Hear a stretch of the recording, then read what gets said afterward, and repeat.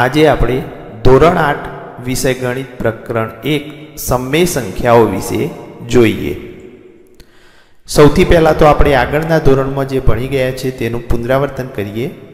તો અહીં આપણે આગળના ધોરણમાં પ્રાકૃતિક સંખ્યાઓ વિશે ભણી ગયા છીએ। તો પ્રાકૃતિક સંખ્યાઓ કઈ કઈ હોય તો એ 1 થી તે જમણી બાજુ આવેલી તમામ સંખ્યાઓ એ પ્રાકૃતિક સંખ્યાઓ કહેવાય સંખ્યા રેખા પર। અને પૂર્ણ સંખ્યા ગણ, તો પૂર્ણ સંખ્યાઓ એ પ્રાકૃતિક સંખ્યાઓની અંદર શૂન્ય ઉમેરીએ એટલે જે તમામ સંખ્યાઓનો જે ગણ બને છે તેને પૂર્ણ સંખ્યા ગણ કહે છે। એના પછી પૂર્ણાંક સંખ્યા ગણ, તો પૂર્ણાંક સંખ્યા ગણ એની અંદર ધન સંખ્યાઓ આવશે, ઋણ સંખ્યાઓ આવશે અને શૂન્ય। આ ત્રણેય ગણ વિશે આપણે અગાઉના ધોરણમાં શીખી ગયા છીએ। હવે આપણે સમમેય સંખ્યાઓ વિશે ભણવાનું છે। તો આપણે સમમેય સંખ્યાઓના ગુણધર્મોનો અભ્યાસ કરવાનો છે। તો સૌથી પહેલાં આપણે અગાઉના ધોરણમાં જે ભણી ગયા છીએ પૂર્ણ સંખ્યાઓ એના ગુણધર્મો જોઈએ। તો અહીં સરવાળા માટે સમમેય સંખ્યાઓ સમવૃદ્ધ છે કે નહીં એ જોવાનું છે। તો સૌથી પહેલાં જોઈએ તો કોઈ પણ બે પૂર્ણ સંખ્યાઓ લીધી, 0 અને 5 બંનેનો સરવાળો કર્યો તો જવાબ આપણને 5 મળ્યો। તો જે જવાબ મળ્યો એ પણ એક પૂર્ણ સંખ્યા છે। આમ કોઈ પણ બે સંખ્યાઓ એટલે કે પૂર્ણ સંખ્યાઓનો સરવાળો કરીએ અને જવાબ આપણને પૂર્ણ સંખ્યા મળે તો સરવાળાની ક્રિયા માટે પૂર્ણ સંખ્યાઓ સમવૃદ્ધ છે એમ કહેવાય। અહીં 4 + 7 એટલે 7 ને 4 11, તો અહીં 11 આવશે એટલે 11 પણ એ એક પૂર્ણ સંખ્યા છે। માટે બે પૂર્ણ સંખ્યાઓનો સરવાળો કર્યો તો આપણને મળતો જે જવાબ છે તે પણ એક પૂર્ણ સંખ્યા મળે છે। હવે આપણે બાદબાકી વિશે જોઈએ। તો અહીં બે સંખ્યાઓની બાદબાકી આપેલી છે 5 - 7, તો 5 માંથી 7 બાદ કરીએ તો આપણે ધોરણ 7 ની અંદર ભણ્યા છીએ કે મોટી સંખ્યાનું ચિહ્ન લાગે તો 7 માંથી 5 જશે તો 2 વચ્ચે, પરંતુ મોટી સંખ્યા ઋણ હોવાથી જવાબ આપણો ઋણ આવશે। અને જવાબ ઋણ આવવાથી આ બંને 5 અને 7 પૂર્ણ સંખ્યાઓ છે, પરંતુ જે જવાબ મળે છે તેનો સમાવેશ પૂર્ણ સંખ્યાઓમાં થતો નથી। પૂર્ણ સંખ્યાની અંદર ઋણ સંખ્યાઓનો સમાવેશ થતો નથી, માટે બાદબાકીની ક્રિયા માટે પૂર્ણ સંખ્યાઓ સમવૃદ્ધ નથી। હવે આપણે જોઈએ તો ગુણાકાર।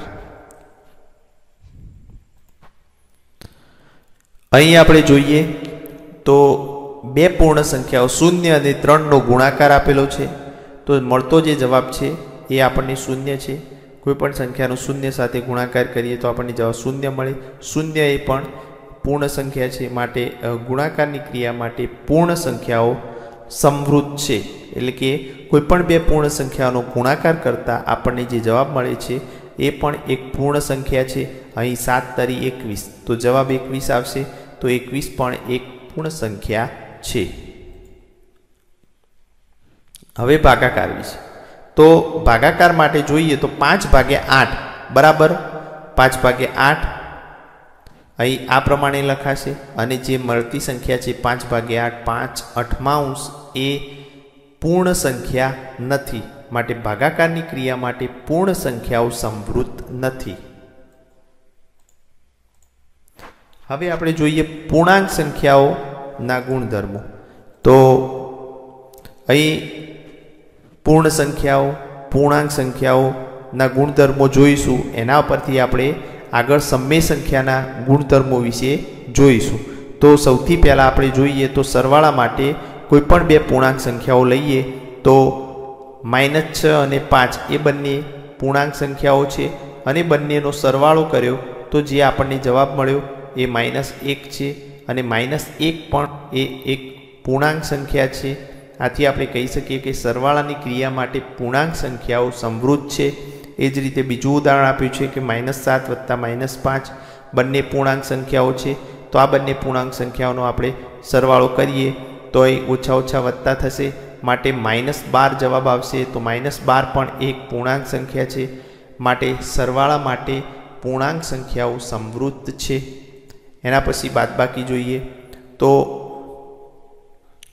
બાદબાકીની ક્રિયા માટે આપણે જોઈએ તો 7 ઓછા 5 બંને એનો બાદબાકીનો જવાબ આપણને 2 મળશે અને 2 પણ એક પૂર્ણાંક સંખ્યા છે. હવે 5 ઓછા 7 કરીએ તો અહીં 5 ઓછા 7 કરવાથી આપણને જવાબ ઋણ મળશે, -2 જવાબ આવશે અને -2 પણ એ એક પૂર્ણાંક સંખ્યા છે. માટે પૂર્ણાંક સંખ્યાની અંદર ધન અને ઋણ બંને સમાવેશ થાય છે. માટે બાદબાકીની ક્રિયા માટે પૂર્ણાંક સંખ્યાઓ સમૃદ્ધ છે.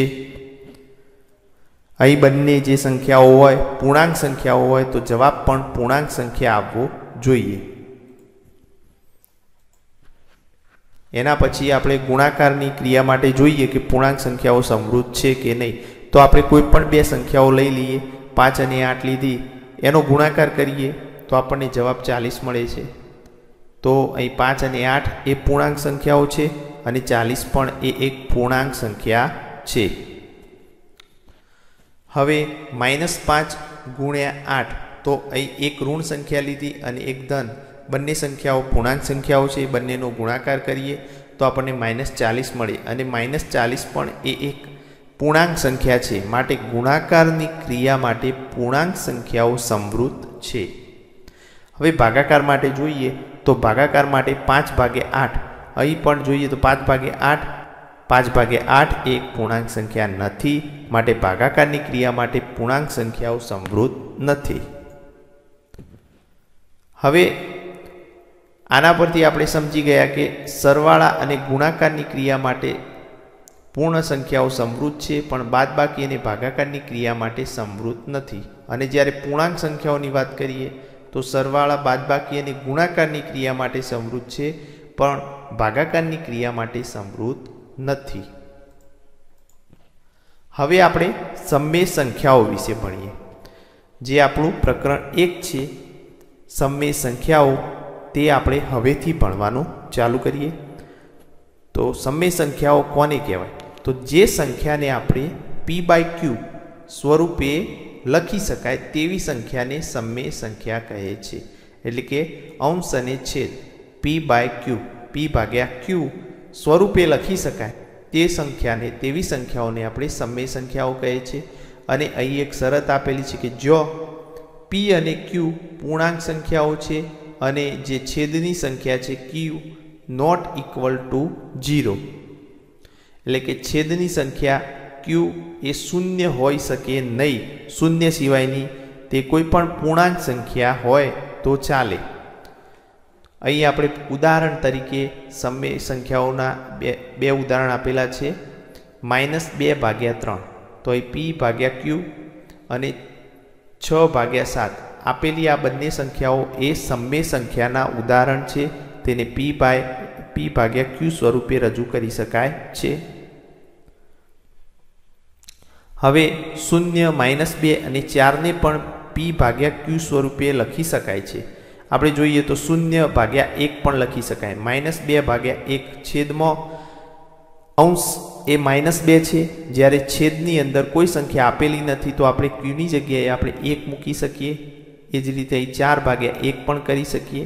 માટે અહીં 0, -2 અને 4 ને પણ આપણે સમમેય સંખ્યાઓ કહી શકાય.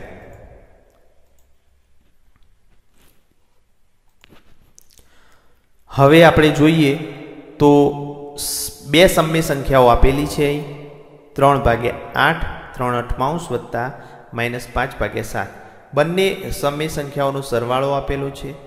હવે આ બંને સંખ્યાઓનો આપણે જો સરવાળો કરીએ તો જે મળતો જવાબ છે આપણને -19/56, એ પણ એક સમમેય સંખ્યા છે. આમ બે સમમેય સંખ્યાઓનો સરવાળો કરીએ અને જે જવાબ મળે છે તે પણ એક સમમેય સંખ્યા છે. હવે આપણે આગળ જોઈએ, બે સમમેય સંખ્યાઓ આપેલી છે -3/8 વત્તા -4/5. તો આ બે સમમેય સંખ્યાઓનો જો આપણે સરવાળો કરીએ તો આપણને જે જવાબ મળે છે -47/40, એ પણ એક સમમેય સંખ્યા છે. એના પછી અહીં 4/7 વત્તા 6/11, આ બંનેનો જો આપણે સરવાળો કરીએ તો આપણને જે જવાબ મળે છે 86/77, એ પણ એક સમમેય સંખ્યા છે. તો આના પરથી આપણે કહી શકીએ કે અહીં જો બે સમમેય સંખ્યાઓનો સરવાળો આપણને સમય સંખ્યા જ મળતો હોય તો આપણે કહી શકીએ કે સરવાળાની ક્રિયા માટે સમય સંખ્યાઓ સમૃદ્ધ છે, અર્થાત કોઈ પણ બે સમય સંખ્યાઓ a અને b માટે બંનેનો સરવાળો a વત્તા b એ જે જવાબ મળે છે તે સમય સંખ્યા છે. હવે બાદબાકી માટે જોવાનું છે. તો અહીં બંને સંખ્યાઓની બાદબાકી આપેલી છે -5/7 ઓછા 2/3. બંને સંખ્યાઓની બાદબાકી કરીએ અને જે આપણને જવાબ મળે છે -29/21 એ આપણે જોઈએ તો એ પણ એક સમય સંખ્યા છે જેને p/q સ્વરૂપમાં રજૂ કરી શકાય છે. તો એ આપણે જોઈએ આગળ કે બીજી બે સમય સંખ્યાઓ આપેલી છે, તેની બાદબાકી આપેલી છે અને જે આપણને મળતો જવાબ છે તે -7/40 છે. તો આપેલી અહીં જે જવાબ મળે છે તે સંખ્યા પણ સમય સંખ્યા છે. 3/7 ઓછા -8/5 ની બાદબાકી કરીએ તો આપણને જવાબ મળે છે 71/35. તો આ પણ એક સમય સંખ્યા છે. આથી આપણે કહી શકીએ કે બાદબાકીની ક્રિયા માટે સમય સંખ્યાઓ સમૃદ્ધ છે, અર્થાત બે સમય સંખ્યાઓ a અને b માટે a ઓછા b પણ સમય છે. જે જવાબ મળે છે તે એક સમય સંખ્યા છે.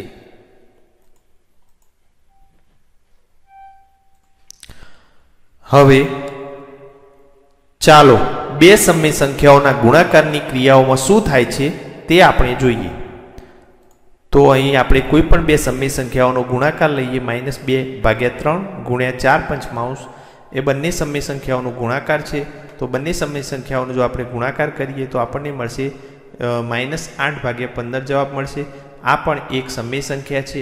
હવે આપણે એક બીજી બે સમય સંખ્યાઓ જોઈએ 3/7 ગુણ્યા 2/5. બંનેનો ગુણાકાર કરીએ તો આપણને 6/35 મળશે. 3 દુ 6 અને 7 પંચું 35 અને 6/35 પણ એક સમય સંખ્યા છે. હવે બીજી બે સમય સંખ્યાઓ જોઈએ -4/5 ગુણ્યા -6/11. આ બંનેનો જવાબ આપણને મળશે 6 ચોક 24/55 11 પંચું 55 અને બંને બેકી સંખ્યામાં ઋણ ચિહ્ન હોવાથી આપણને જવાબ ધન મળશે. તો 24/55 જવાબ આવશે. આ પણ એક સમય સંખ્યા છે. હવે આપણે કહી શકીએ કે ગુણાકારની ક્રિયા માટે સમય સંખ્યાઓ સમૃદ્ધ છે, કેમ કે બે સમય સંખ્યાઓનો ગુણાકાર કરીએ તો આપણને જે જવાબ મળે છે તે પણ એક સમય સંખ્યા મળે છે. માટે ગુણાકારની ક્રિયા માટે સમય સંખ્યાઓ સમૃદ્ધ છે. હવે આપણે જોઈએ ભાગાકારની ક્રિયા માટે સમય સંખ્યાઓ સમૃદ્ધ છે કે નહીં. તો અહીં બે સંખ્યાઓનો ભાગાકાર આપેલો છે -5/3/2/5. તો અહીં બે સમય સંખ્યાઓનો ભાગાકાર આપેલો છે. અહીં ભાગ્યાના ગુણ્યા થશે ત્યારે અહીં 2/5 ના 5/2 થશે ત્યારે 5 × 5 = -25/6 જવાબ આવે છે. તો અહીં -25/6 એ પણ એક સમય સંખ્યા છે. અહીં આ બંને સમય સંખ્યાઓ આપેલી છે 2/7 2/7/5/3 બંનેનો ભાગાકાર થાય તો આપણને જવાબ મળે છે 6/35. તો અહીં પણ જવાબ સમય સંખ્યા મળે છે. બીજી બે સમય સંખ્યાઓ લઈએ -3/8 ભાગ્યા -2/9. તો આ બે સમય સંખ્યાઓનો ભાગાકાર આપણને 27/16 મળે છે. તો અહીં પણ જવાબ આપણને સમય સંખ્યા જ મળે છે. આથી આપણે કહી શકીએ કે કોઈ પણ બે સમય સંખ્યાઓનો ભાગાકાર કરવાથી આપણને જે મળતી સમય સંખ્યા જ છે, મળતો જે જવાબ છે એ પણ સમય સંખ્યા જ છે.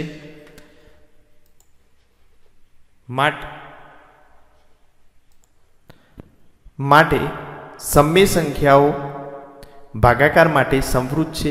પરંતુ અહીં એક અપવાદ આપેલું છે કે જો છેદની અંદર શૂન્ય હોય તો અહીં સમય સંખ્યા કહેવાય નહીં.